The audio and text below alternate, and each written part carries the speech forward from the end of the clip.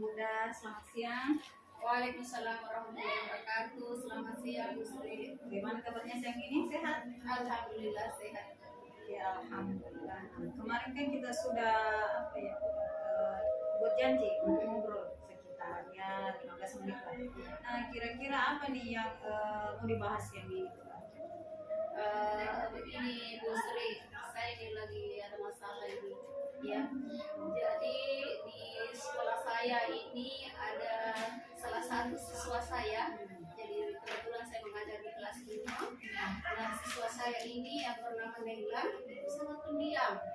Susah sekali dia bersosialisasi kepada teman-temannya, sangat sulit untuk menyampaikan memulai pembicaraan.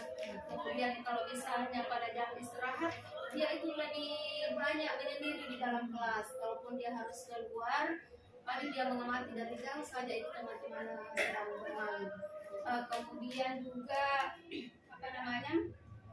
kalau kita berbicara sama dia, dia itu kalau besar suara langsung nangis. Ini sebenarnya buat saya bingung, Sri.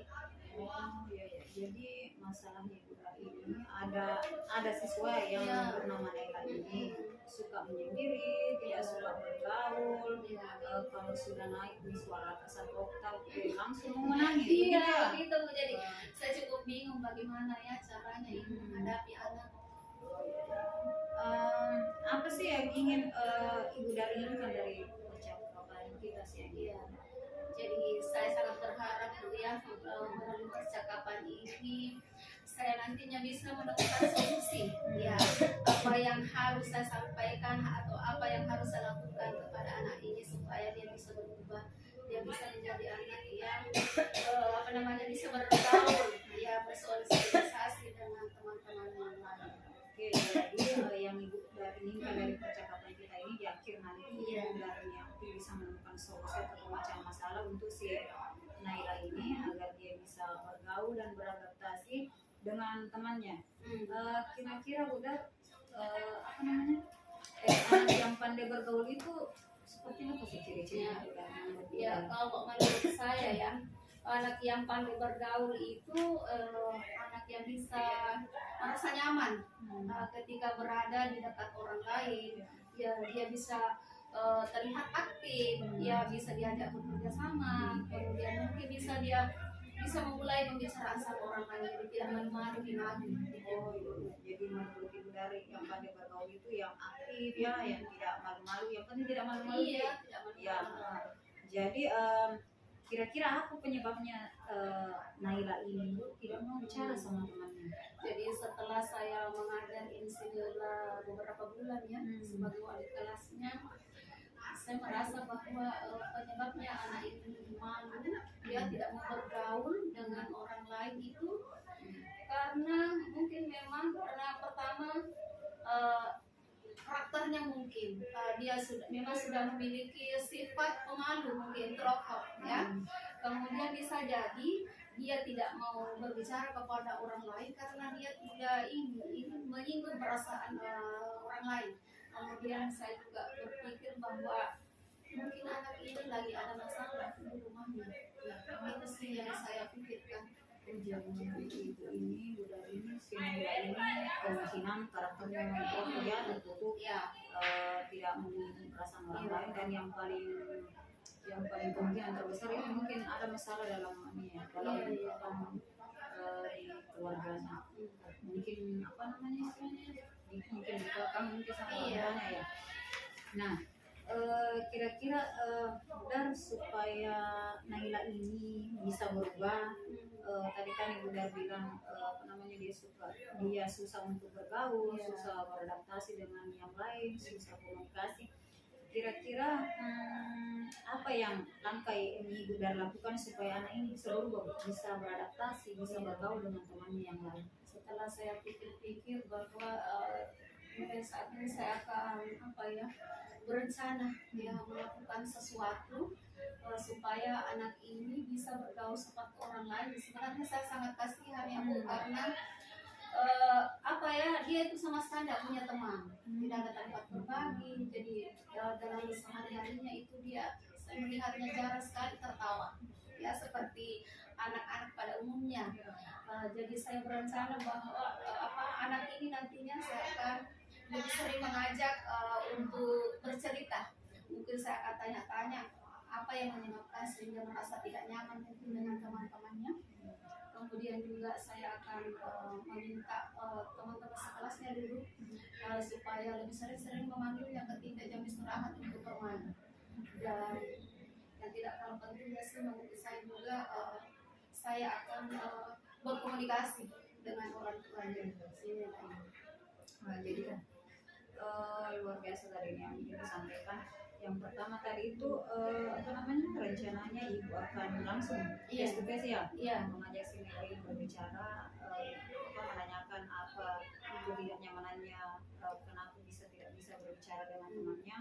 Yang kedua tadi kalau nggak salah tangkap, ibu Dar juga ingin mengajak teman-teman itu yang lain deh, karena pasti dalam satu kelas itu ada yang cerewet sekali ya, yang nanti high begitu, hiperaktif kalau dalam komunikasi. Dan terakhir itu ibu ingin mengajak komunikasi dengan orang tuanya. Nah, menarik sekali deh ibu dari. Nah, kira-kira tadi kan ibu dari bilang teman-temannya ingin melibatkan juga teman-temannya. Kira-kira apa yang akan ibu dari lakukan agar si temannya dia bisa akrab dengan teman-temannya? Nah, untuk berkomunikasi dengan orang tua anak juga, langkah apa yang akan ibu dari lakukan? Supaya si Nela ini bisa lebih akrab ya dengan temannya, itu salah satunya tadi itu sering saya meminta kepada teman-temannya tadi untuk lebih aktif mengajak ya, karena kalau kita harus menunggu si Nela ini yang mau ikut sendiri sama teman-temannya lain, saya rasa cukup sulit. Jadi saya minta ini teman-temannya sendiri yang mengajaknya, lebih banyak mungkin bercerita berbicara sampai kepada si Nela ini ya, supaya si Nela perlahan-lahan ini bisa berbicara apa yang dia rasakan. Kemudian kepada orang tua juga saya akan mencoba untuk berkomunikasi melalui telepon ya, bisa melalui chat mungkin. Jadi saya lihat saja situasinya seperti apa, dan kalau memang memungkinkan saya akan memanggil orang tuanya untuk datang di sekolah untuk membicarakan hal-hal yang terkait dengan anaknya tersebut. Oke, biasa rencana dari ini ibu Dar rencananya ingin memanggil atau menelpon orang tuanya berkomunikasi atau memanggil ke sekolah langsung ya, bicara dengan orang tuanya.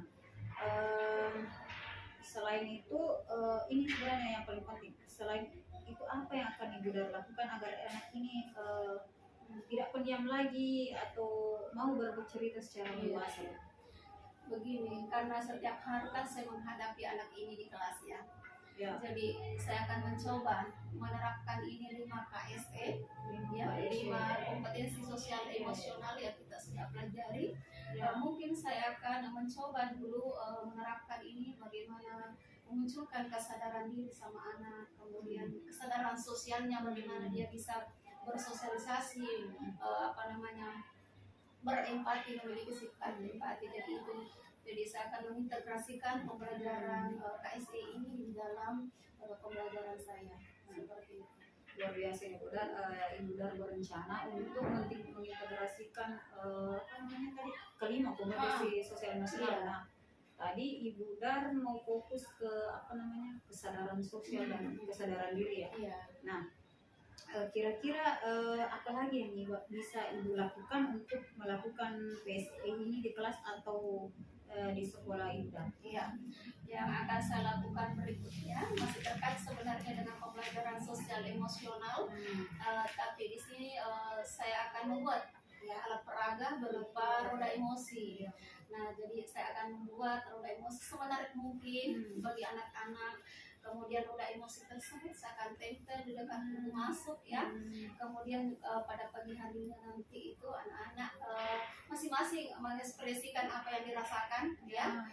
Kemudian jadi ketika saya masuk dalam kelas saya sudah tahu emosi apa yang dirasakan oleh siswa saya ya. Kemudian begitu pula pada saat pulang melakukan hal yang sama, jadi saya bisa tahu perkembangan emosinya. Mungkin awalnya merasa sedih, setelah proses pembelajaran merasa lebih bahagia atau sebaliknya. Luar biasa ini, kenapa saya tidak terpikir ya untuk melakukan itu roda emosi. Ini rencananya udah luar biasa, jadi mau menimbulkan roda emosi ya di kelas. Jadi nanti pada saat anak masuk itu dia menimbulkan emosinya, atau ada masalahnya dari rumah murung. Nah pada saat mungkin proses pembelajaran tiba-tiba pada saat selesai proses dia menjadi senang, ditempelkan lagi di roda emosi. Saya sangat setuju nih dengan yang disampaikan Ibu Dar. Jadi kalau misalnya apa namanya, setelah mengintegrasikan KSE dalam pembelajaran dengan menggunakan roda emosi tadi ya Bu ya, kemudian berkomunikasi dengan orang tua juga tadi, termasuk rencana Ibu yang terakhir. Nah ada apa lagi yang akan Ibu lakukan Ibu Dar selain kedua itu? Ya berikutnya saya berencana juga ini melakukan komunikasi dengan orang tua. Ya jadi bukan hanya saya ya yang memberikan mungkin tindakan kepada anak ini, jadi saya harus tahu dulu, karena memang salah satu mungkin penyebabnya ya anak ini pemalu karena mungkin ada ini dari rumah, apakah ada trauma. Jadi saya harus tahu latar belakangnya seperti apa yang dialami di rumahnya. Jadi saya akan berkomunikasi dengan intensif ya dengan orang tua, menggali apa sebenarnya yang terjadi. Oke, tadi ini Bu Dar kan ada beberapa rencana yang sudah Ibu pikirkan. Nah kira-kira yang pertama kali yang ini Bu Dar lakukan itu yang mana di antara beberapa rencana tadi itu? Saya akan berencana menerapkan yang pertama kali, karena menurut saya ini sih yang lebih mudah untuk diterapkan lebih awal, yaitu adalah membuat roda emosi. Ya kebetulan di kelas lain belum pernah ada yang membuat seperti itu. Jadi saya pikir ini adalah langkah awal bagi saya untuk memperkenalkan juga bagi kelas-kelas lain ya. Jadi ini akan menjadi hal yang menarik bagi siswa. Jadi begitu akan saya terapkan karena lebih mudah dan tentunya bisa membuat siswa dengan terbuka untuk menyampaikan perasaan. Luar biasa ini, luar biasa ya Bu Dar rencananya. Tadi itu ingin dimulai dulu dengan membuat roda emosi supaya intinya bisa juga menjadi pioneering untuk kelas yang lain kelas yang lain. Kira-kira dalam melakukan hal ini adakah yang bisa membantu Ibu untuk melakukan hal ini? Ya tentunya saya membutuhkan dukungan ya dari berbagai pihak untuk mengatasi kendala ini. Yang pertama dari dalam kelas saya dulu mungkin saya akan minta tolong kepada siswa saya ya untuk lebih aktif mengajak ini seminar untuk berbicara. Kemudian guru mata pelajaran ya perkenalkan sejak awal di sekolah. Jadi ketika guru mata pelajaran masuk di kelas saya mengajar, jadi saya akan minta tolong supaya lebih fokus juga untuk memperhatikan aspek sosial emosional anak ini. Ya bukan cuma dari pengetahuan saja. Kemudian juga tentunya adalah orang tua itu juga yang perlu membantu saya. Oke, biasa benar. Tadi itu ada 3 yang mau diajak bantu.